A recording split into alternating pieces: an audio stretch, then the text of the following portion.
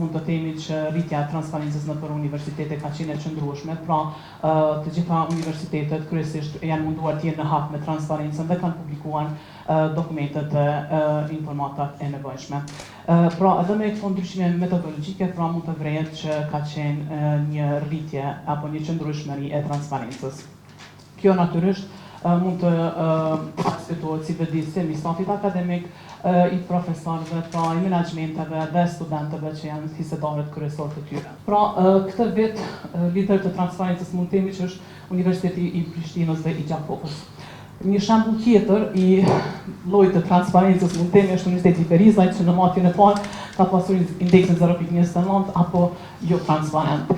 Tutje ka pasur disa lëvizje ndër vite, mirë po vitin e kaluar ka arritur të ketë shkallën knaqëm transparent me indeksin 0.75, mirë po në matjen e vitit 2025 ky universitet ka pasur rënje domethënëse pra aktualisht është pjesërisht transparent me indeksin 0.67. Po du më thonë që jam i lumtur që po mujna me boni që si eventi edhe me folë për diçka që pozitive.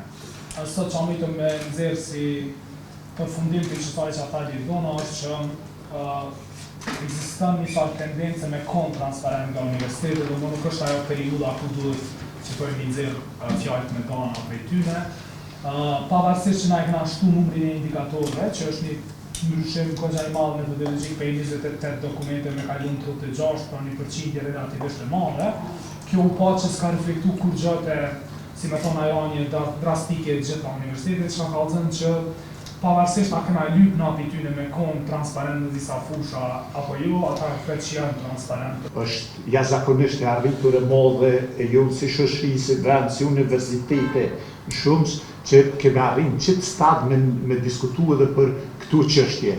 Shpesh here ne ballafaqohemi me disa vështërsi, për shembull sidomos me sektorin e teknologjisë informative, që mungesën e stafit me arritna me përditësu të dhënat në kohë reale, që nuk ka me bu me ide, nuk është justifikim tentim arsyetimi, po vetëm tentim sqarimi se pse ndoshta nga një herë ne nuk arrim me qenë në kohë reale, transparent 100%. Ka të bëj me mungesën e kapaciteteve dhe mundësive të fillu edhe tu financiare dhe njerëzore,